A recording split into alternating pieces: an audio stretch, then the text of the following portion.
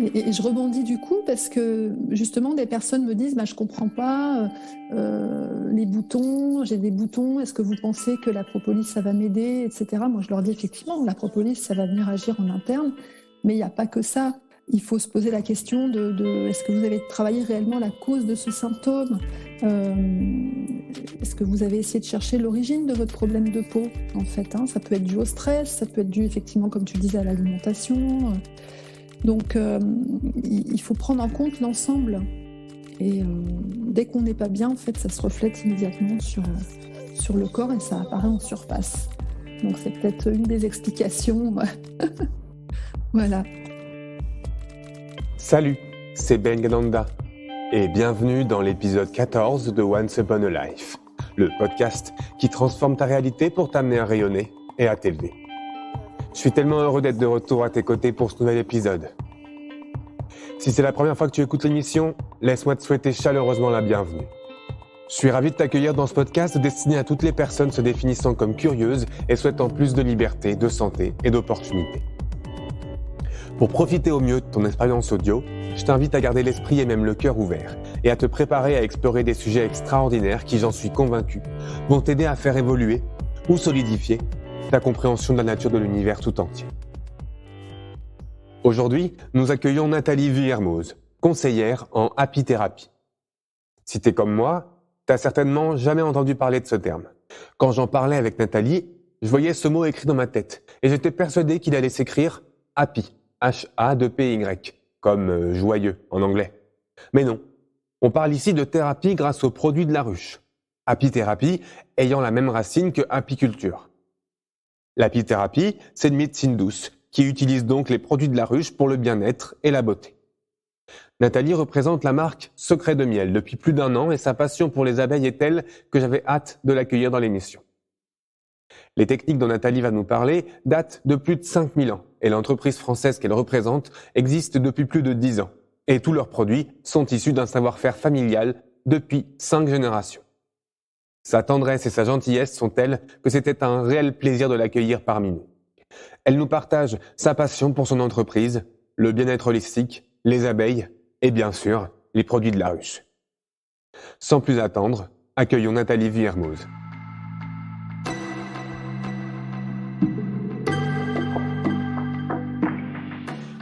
Bienvenue Nathalie. Bonjour Ben. Je suis ravi de t'accueillir. Moi aussi. Eh bien, écoute, avant de commencer, j'aimerais te poser une question comme tu le sais. Cette question, c'est quel est le dernier cadeau que la vie t'a offert ? Alors, écoute, aussi étonnant que ça puisse te paraître, je vais te répondre le burn-out que j'ai fait il y a quelques années.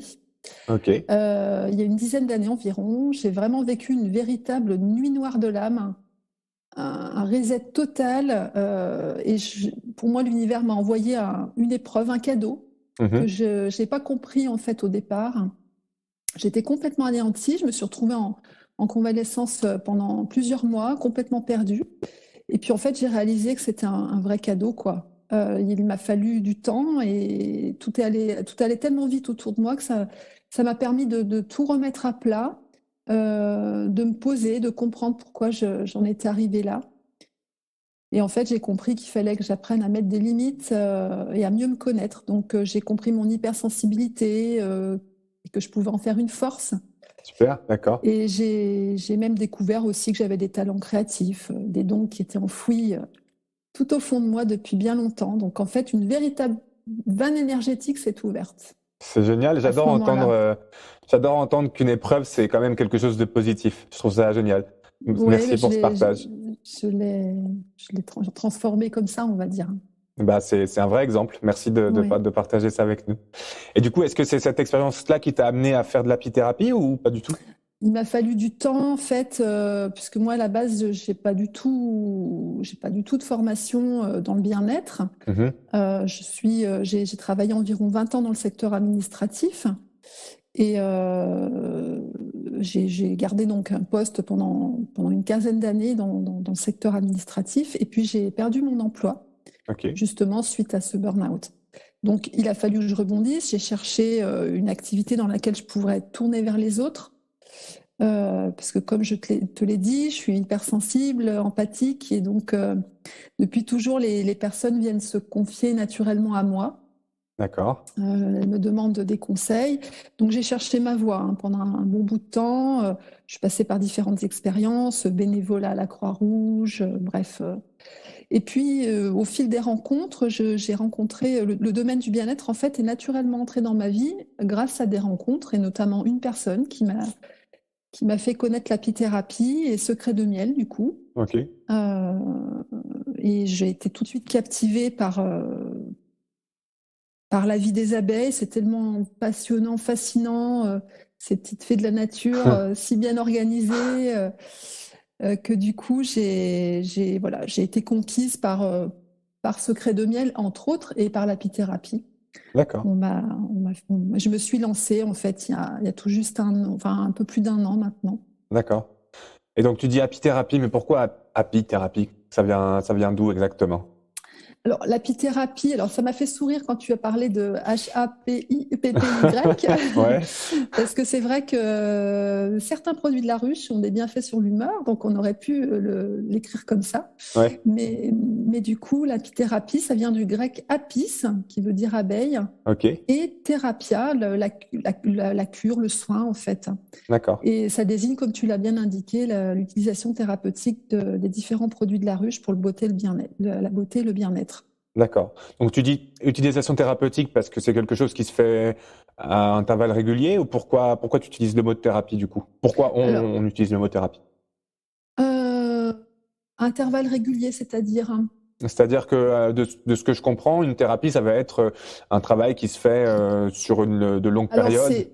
il peut y avoir effectivement d'une utilisation préventive, à titre Mhm. préventif et D'accord. curatif. D'accord. C'est pour ça qu'on parle de thérapie. Et donc, on entend par là les produits qui sont récoltés, transformés, sécrétés par les abeilles, donc miel, pollen, gelée royale, propolis, cire d'abeille, venin d'abeille. Ok. Cool. Voilà. Chez Secret D'accord. de Miel, on n'utilise que 4 produits de la ruche, donc ni cire d'abeille, ni venin d'abeille. D'accord. Mais le venin d'abeille, il faut savoir que ça fait partie des produits de la ruche qui sont Ok. utilisés aussi. Intéressant. On va y venir après, je pense. Mais Ouais. et du coup, elle nous vient. Tu peux nous redire si ça fait longtemps que ça existe tout ça ou pas du tout? En fait, l'apithérapie, ça date depuis des millénaires. C'est aussi ancien que l'apiculture. Donc, si on considère aujourd'hui en fait que l'homme consomme du miel et des productions d'abeilles depuis 5000 ans avant Jésus-Christ.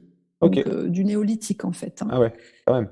Parce que le miel, c'était le seul sucre alimentaire avec les fruits, et la cire d'abeille servait dans l'artisanat, par exemple pour imperméabiliser les poteries, tu vois. Ok. Ah d'accord. Je connaissais Et pas. ça a toujours exercé une fascination sur les hommes, en fait, Ouais. Ok. ce miel. C'est génial. D'accord. Mm. Et c'est quand même fou de se Donc, dire que. Oui, dis-moi. non, je T'en disais, prie. donc, en fait, dans toutes les civilisations, il a eu une place privilégiée. Chez les Égyptiens, chez les Grecs, chez les Romains, dans la tradition judéo-chrétienne. Ouais, c'est intéressant. On dirait que ça vient avec nos racines en quelque sorte. Ça fait si longtemps que ça qu'on en utilise. On dirait que ça fait partie de nous au final. C'est De intéressant de nous, voir. oui. C'est vrai que chez les Égyptiens, par exemple, tu vois, l'apiculture a commencé surtout chez les Égyptiens, à Ouais. ma connaissance. D'accord. Il y a un papyrus, le papyrus Ebers, qui date de 1600 ans avant notre ère, qui a rapporté de nombreuses préparations thérapeutiques, euh, donc dans la formule desquelles entre le miel. Ok.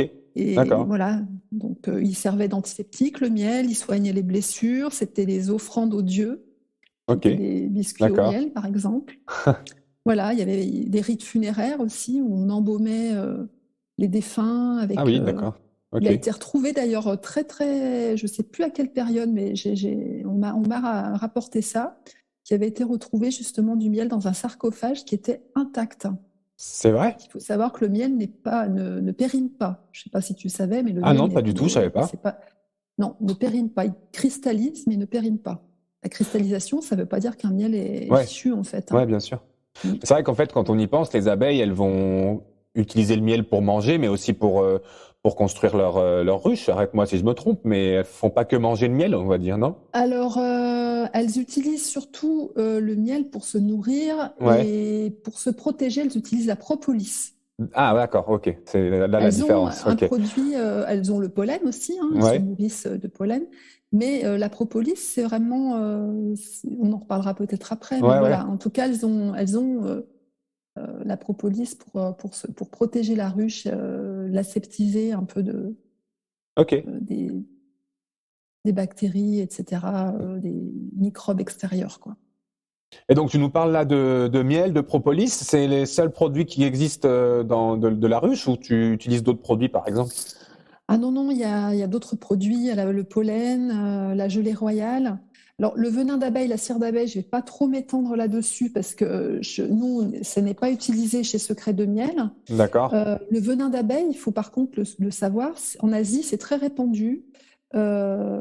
C'est pas très reconnu officiellement, Ouais. mais c'est contre les problèmes d'arthrite et d'articulation, on utilise le venin d'abeille, Ok. D'accord. la piqûre d'abeille en fait. Ok. Alors après, chez Secret de Miel, nous, on utilise plutôt le pollen, Ouais. la gelée royale, la propolis et le miel. Ok. Et ça, c'est des produits qui ont des... Chaque produit a une particularité différente ou... Bien sûr, oui, oui. Donc, il faut savoir que le miel, donc, c'est un antiseptique, hein, Ouais. bactéricide, cicatrisant, qui est un produit naturel, sans ajout, pas de transformation, puis qui a évidemment un certain nombre de composants, de l'eau, des sels minéraux, des vitamines, des oligo-éléments, enfin, plein de choses, Ok. euh, qui est utilisé. Alors, c'est vrai qu'on peut, il y a ou le miel plaisir ou le miel thérapeutique. C'est-à-dire qu'on peut utiliser un miel pour, chez Secret de Miel en tout cas, il y a des miels monofloraux, donc D'accord. qui sont utilisés justement euh, qui sont récoltés à froid, qui sont non pasteurisés, non chauffés, et qui sont utilisés et qui sont surtout qui sont contrôlés rigoureusement par des labos, parce que c'est la grande question, c'est est-ce que c'est un miel pur, est-ce que c'est voilà. Et donc c'est une affaire de goût, ouais, le miel, c'est-à-dire que on peut l'utiliser pour sucrer tout simplement, ou bien pour se soigner, puisque chaque plante en fait a des vertus en particulières. Voilà.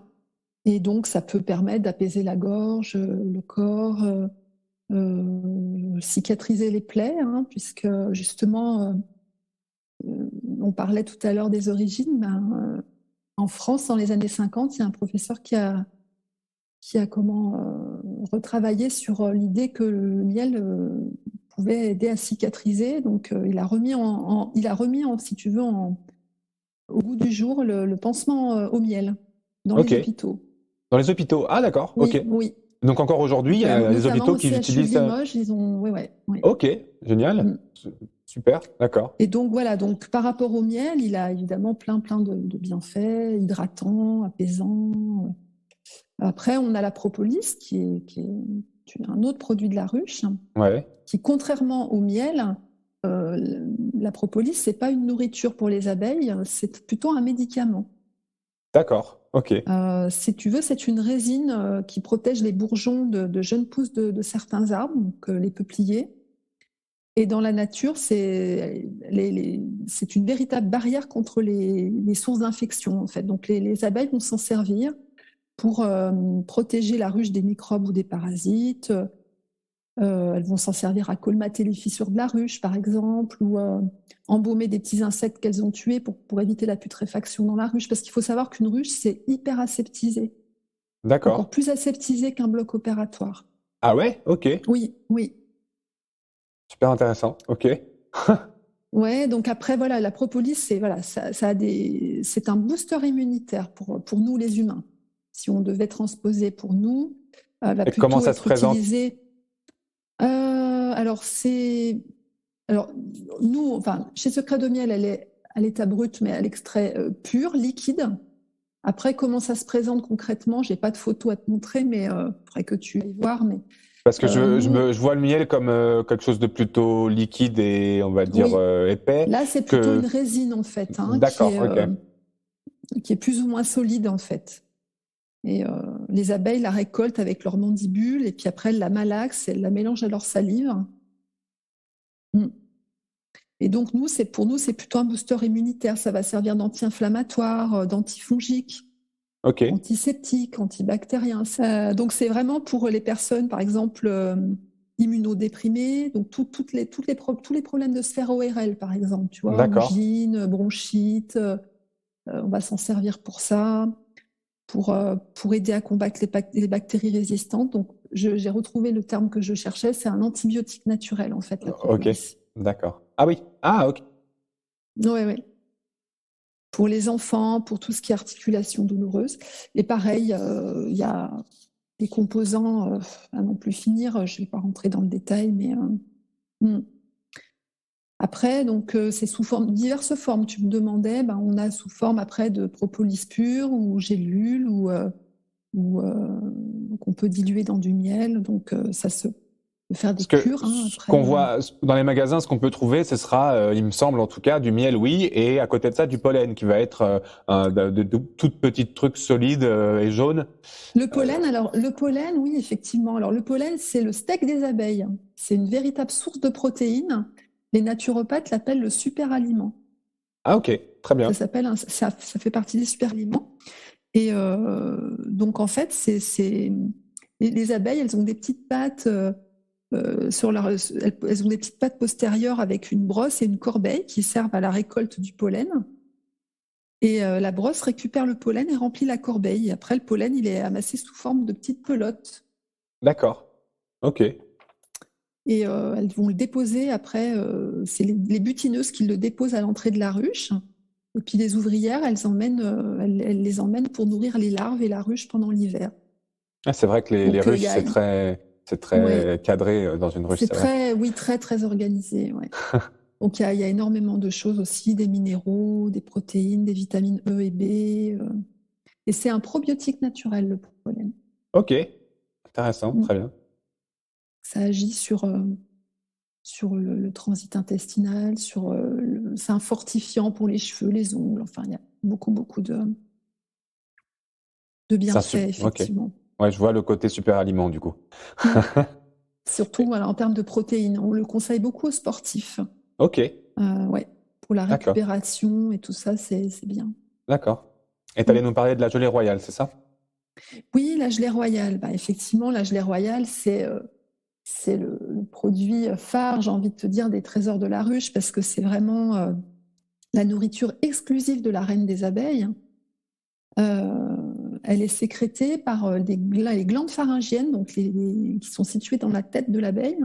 Oui. Et puis, c'est la nourriture d'exception qui est réservée à la reine depuis son stade de larve et puis durant toute sa vie. En fait, elle va être nourrie exclusivement à cette gelée. Ok. Et donc, c'est une substance qui est naturellement présente dans la ruche.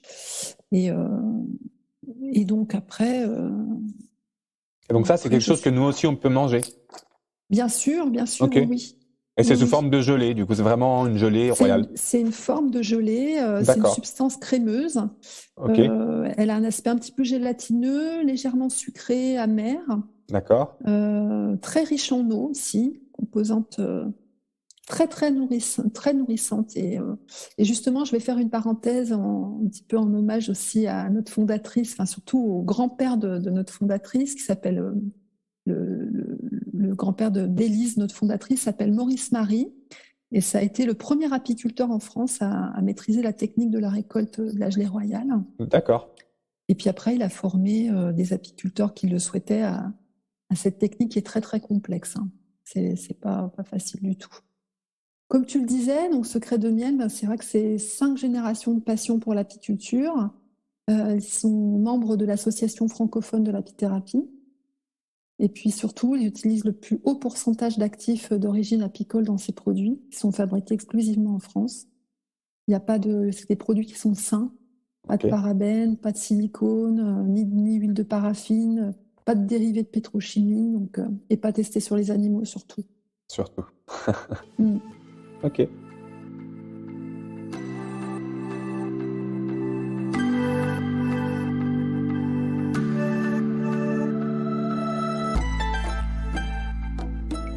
Et donc, la gelée royale, c'est source de vitalité. C'est vraiment pour lutter contre la fatigue, la déprime, pour les personnes qui désirent un enfant, hein, ça a des vertus, hein, pour la fécondité, pour les femmes enceintes ou allaitantes, pour certaines personnes qui ont des maladies neurovégétatives. Enfin, c'est vraiment...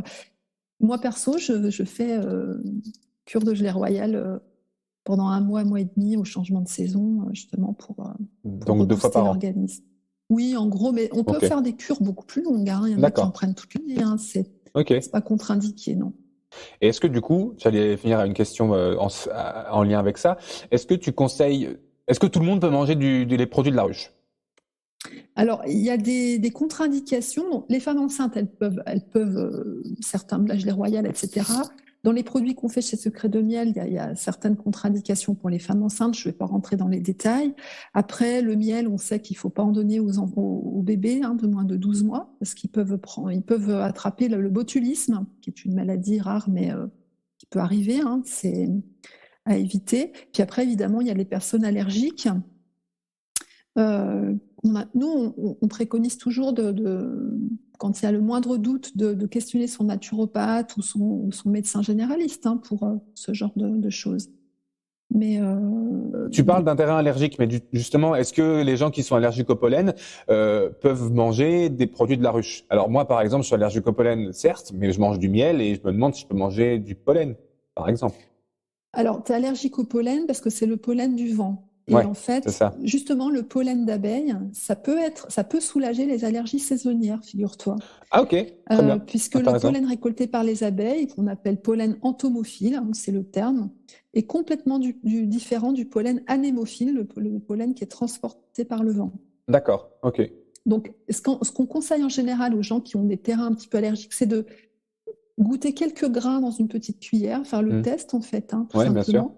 Mais il n'y a aucune raison pour que quelqu'un qui soit allergique au pollen du vent soit allergique au pollen des abeilles. C'est Ouais, deux choses strictement différentes. c'est ce qui me semblait, ouais. Et l'idéal, c'est le pollen frais, celui qu'on vient de récolter, parce qu'il garde toutes ses propriétés essentielles. Il y a le pollen sec aussi, hein, en grain, hein, mais qui fonctionne aussi très bien, mais le pollen frais, il garde vraiment toutes ses propriétés et qu'on conserve au congélateur, une fois qu'on l'a... Ouais. Mm. Ça fait beaucoup de produits. Tous ces produits, tu les utilises toi tous les jours ou? Alors moi, comme je t'expliquais, j'utilise alors régulièrement la gelée royale, donc au changement de saison, Ouais, le miel. Alors moi, j'aime aussi bien utiliser les miels dans la cuisine. ouais, ok. Tu vois, je ne prends pas forcément naturellement. Alors c'est vrai que j'ai une petite parenthèse par rapport à ça, c'est qu'il y a des personnes qui ont tendance à mélanger le miel dans les tisanes, par exemple. Ouais. Il faut savoir qu'il ne faut pas que l'eau soit trop chaude, parce que ça enlève tous les bienfaits du miel quand on veut se soigner, par exemple. Bah, figure-toi que j'allais y venir aussi. Tout à l'heure, tu as dit que dans l'entreprise ou dans laquelle tu travailles, ils utilisent un système à froid pour récolter le miel, tout ça. Mm. Justement, j'allais y venir aussi. En Ayurveda, on dit que si le miel est chauffé et donc cuit, il va carrément créer des toxines dans l'organisme. Donc, c'est pas du tout bon de le manger cuit. Mais non, parce qu'en fait, justement, c'est ce que j'ai fait une publication récemment là-dessus où les gens étaient assez étonnés, mais c'est vrai. Ouais. Il vaut mieux prendre une cuillère de miel nature Mm. et prendre une tisane après, ou alors avoir une eau vraiment, je pourrais pas te dire la température, mais il faut vraiment que l'eau, elle soit tiède un petit peu, mais pas bouillante, quoi. Ouais, c'est ça. Parce que ça va complètement dénaturer les bienfaits de ce miel, en fait. Ok. Et donc tous ces produits, les personnes qui vont aller voir sur tes réseaux sociaux ou sur ton site internet peuvent les trouver, c'est ça? Oui, bien sûr. Alors après, on a accès évidemment à ma boutique en ligne, à mon catalogue. Si on me le demande par mail, je peux l'envoyer. Mm. Je trouve ça fascinant qu'une toute petite abeille puisse faire autant de produits qui sont si bons pour nous, j'ai envie de dire. Mais oui, c'est magique. C'est magique. Et puis ça a une symbolique, même spirituelle, que je trouve magnifique. Moi, je me retrouve un peu dans cette symbolique-là. Euh, je trouve que l'abeille, je ne sais pas si tu connais un petit peu les animaux totems, mais Ouais, tout à fait, mais je savais elle, pas qu'elle en faisait partie. elle en fait partie. Et l'abeille, elle symbolise l'ordre, le travail bien fait. Elle représente le lien aussi avec le divin Ok. Ah, ok. Très et la bien. douceur de vivre. Et c'est vrai qu'elles sont tellement bien organisées que je trouve ça vraiment fascinant, quoi. Ouais. Mm. Ah, ça me fait venir à une question qui me tient un peu à cœur.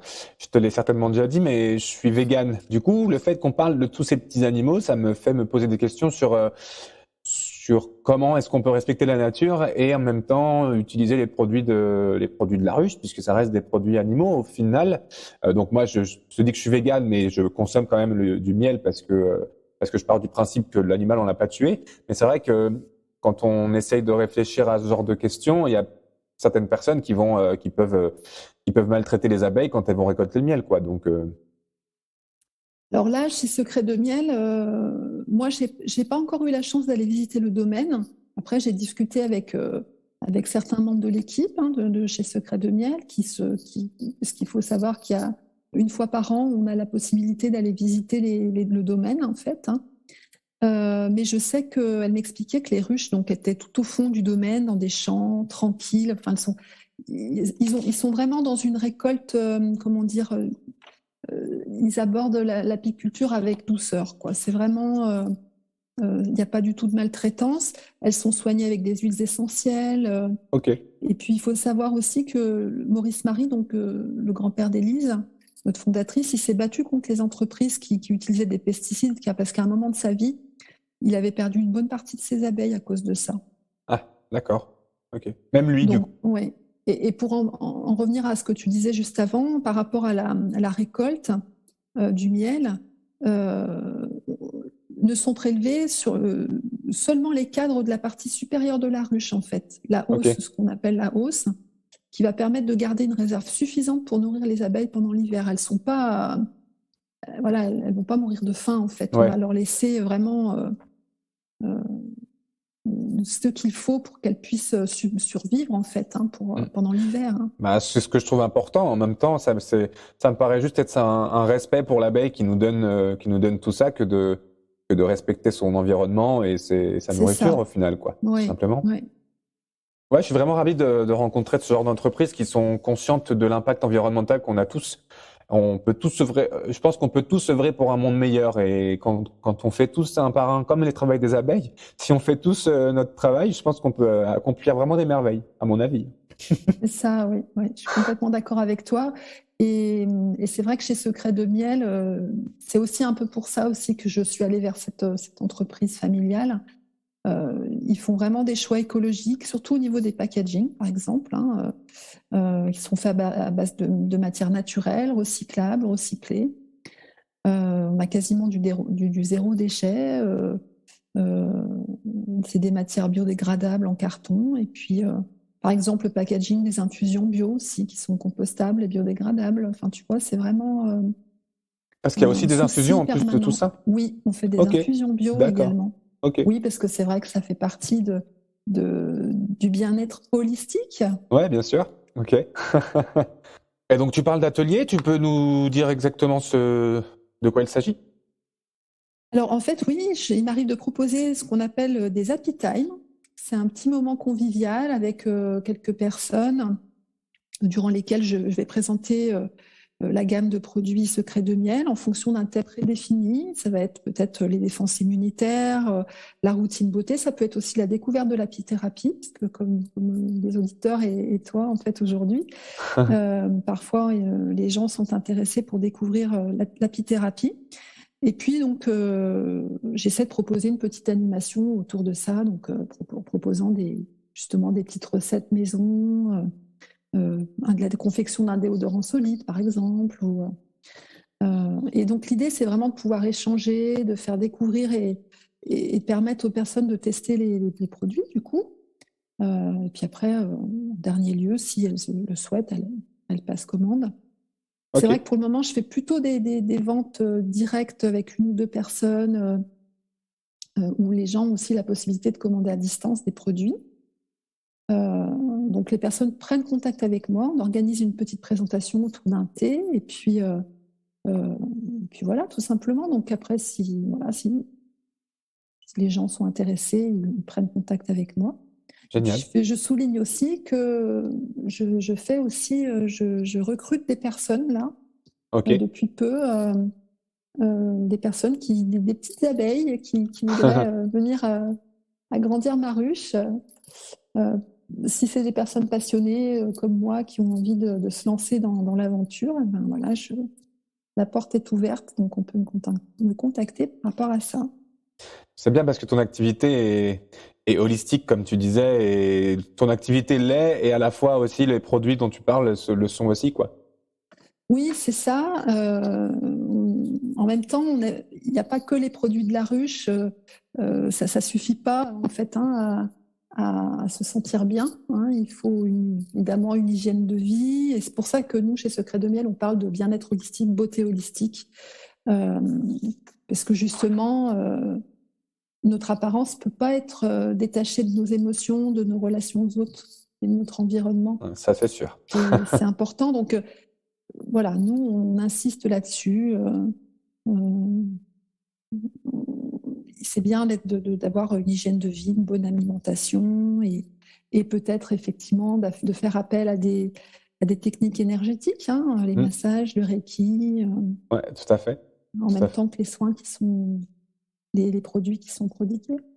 Bah, de toute façon, les produits miracles n'existent pas, et c'est justement, c'est toujours intéressant de voir les choses de cette façon holistique, et on peut pas prendre juste un endroit, quelque chose, une seule chose, et puis se dire que tous nos problèmes vont être résolus. C'est quelque chose c'est comme dans l'Ayurveda, par exemple, on va traiter à la fois de l'alimentation que des routines quotidiennes, que des relations qui sont autour de nous, que notre relation à nous-mêmes, notre relation au divin aussi, si jamais on est ouvert à ça. Mais c'est des choses qui me parlent beaucoup. Mais Et je rebondis du coup parce ouais, que justement des personnes me disent bah, je comprends pas les boutons, j'ai des boutons, est-ce que vous pensez que la propolis ça va m'aider, etc. Moi je leur dis effectivement la propolis ça va venir agir en interne, mais il n'y a pas que ça. Il faut se poser la question de est-ce que vous avez travaillé réellement la cause de ce symptôme. Euh, Est-ce que vous avez essayé de chercher l'origine de votre problème de peau en fait, hein. Ça peut être dû au stress, ça peut être ouais, dû effectivement comme tu le disais à l'alimentation. Donc, il faut prendre en compte l'ensemble. ouais, Et dès qu'on n'est pas bien, en fait, ça se reflète immédiatement sur le corps et ça apparaît en surface. tout à fait. Donc, c'est peut-être une des explications. Voilà. Cool. Et toi, tu conseillerais quoi comme produit enfin, qu'est-ce que tu conseillerais, et quels sont les produits que tu préfères? Alors, moi, ce que j'aime particulièrement, c'est le masque suprême à la gelée royale. Il y a D'accord. de Ok. l'huile d'argan, de l'huile d'onagre, de la gelée royale. J'ai l'impression de me mettre. Alors, il n'y a pas de miel dedans, mais Ouais. la texture est vraiment, c'est doux, ça sent, c'est délicat au niveau des senteurs. La crème au miel de Manuka aussi. Voilà, au niveau des cosmétiques, c'est vraiment. Moi, j'ai des très très bons retours, hein, des personnes qui ont testé. Et moi-même, je mets toujours en avant ce masque suprême que je vénère. Ouais, au début, je me disais que c'était pas possible de pouvoir se faire des masques avec des produits de la ruche, mais même j'ai vu il y a peu de temps un membre de ma famille qui se faisait d'un masque avec que du miel. Au final, Oui, oui, on peut. Alors moi, justement, j'en propose des petits ateliers comme ça, faits main, des choses faits main, tu sais, des produits qu'on fait à la maison, voilà. En contrepartie, bien sûr, de ce que je peux vendre. Je donne des petites astuces à mes clientes ou les personnes que je rencontre. Et ça plaît beaucoup parce que c'est vraiment, c'est facile à faire en fait, hein. ouais, d'accord. Ok. Mm. Et on peut utiliser n'importe quel miel quand on fait ce genre de masque à la maison, ou peut-être plutôt du bio alors, à la Alors, il limite. faut savoir que le miel, il est naturellement bio. Ok, d'accord. Parce que l'abeille, c'est un filtre naturel. Donc, Ah, il ok, n'y a pas de intéressant. colorant, pas de conservateur, pas d'additif. Ok, C'est vrai que nous, dans nos cosmétiques, il y a le miel d'eucalyptus qui est souvent utilisé, par exemple. d'accord. Enfin, mais après, ça peut Par être un contre, autre miel, hein, il n'y a pas de. ouais, bien sûr. Mais alors, tous les miels sont bio, d'accord, mais est-ce que tous les miels vont être bons? Dans le sens où les miels qu'on va trouver dans les miels qu'on trouvera dans les boutiques bio, on a tendance à se dire qu'ils sont meilleurs que les miels qu'on peut trouver dans les rayons à bas prix dans les supermarchés. Oui, ça c'est vrai qu'après, il faut la garantie qu'il soit non chauffé, non pasteurisé, ce que je le disais tout à l'heure, qu'il y ait un contrôle rigoureux comme chez Secret de Miel, c'est le cas, par exemple. Puis qu'il y ait que du miel à l'intérieur aussi. Bien sûr, parce qu'on a aussi bien entendu parler de ces fameux miels qui sont où il y a du sirop de sucre, des choses qui sont ajoutées en Chine, etc. Enfin, donc, c'est sûr que c'est pas garanti que. Il faut toujours acheter au plus près de chez soi, local, français. Malheureusement et heureusement, aujourd'hui, il faut quand même essayer de lire les étiquettes, j'ai envie de dire. Je pense que c'est heureusement dans le sens où au moins on regarde ce qu'il y a dans notre assiette et puis on sait ce qui rentre dans notre corps, quoi, tout simplement. C'est ça, tout à fait. Ouais. Et du coup, tu nous parlais de certaines recettes pour faire le masque à la gelée royale, je crois. Tu peux nous partager ça Alors, je fais pas le masque à la gelée royale. D'accord. Par contre, j'ai proposé récemment le baume égyptien. Ok, d'accord. Qu'est-ce que c'est? Alors, le baume égyptien, si tu veux, c'est une recette que je propose, que les femmes égyptiennes utilisaient beaucoup, les produits de la ruche. Hein, donc, elles s'en servaient comme baume pour les cheveux, pour la peau, le soin des lèvres, comme baume de massage. Et en fait, cette recette, il y a simplement besoin de 4 ingrédients: huile d'olive, cire d'abeille, propolis et miel. Ok, d'accord. Voilà. Et c'est un petit baume qu'on peut fabriquer chez soi, et après on le garde 3 semaines. D'accord. Et tout ça, les bienfaits, c'est quoi? C'est hydratant, de toute façon, hein, hydratant. Et puis, comme la propolis est un antifongique, ça permet justement à ce baume de se conserver un petit peu. On ne peut pas garder ce baume pendant des mois, mais pendant quelques semaines, c'est possible. Ok. Et je pense à quelqu'un en particulier avec cette question, mais est-ce que ça va être jusque anti-rides? Alors là, pour ce qui est les vertus anti-âge, la gelée royale, c'est elle qui est D'accord, intéressant. Voilà, si on fait le rapprochement à ce que je te disais tout à l'heure, la reine, elle vit 4 fois plus, enfin, elle vit 4 ans, 40 fois plus longtemps qu'une abeille ouvrière. Okay. Donc, comme elle est nourrie exclusivement à la gelée royale, ça prouve qu'il y a des vertus anti-âge, en fait. Hein. Ok. Et donc, c'est plutôt la gelée royale qu'on utilise dans les cosmétiques pour les vertus anti-âge et anti-rides, etc. Super, d'accord. Et du coup, il me semble que tu avais donc un cadeau pour les auditeurs. Tu vas nous préparer la recette de... Voilà, c'est ça, le baume égyptien. Donc ce que j'expliquais il y a quelques minutes.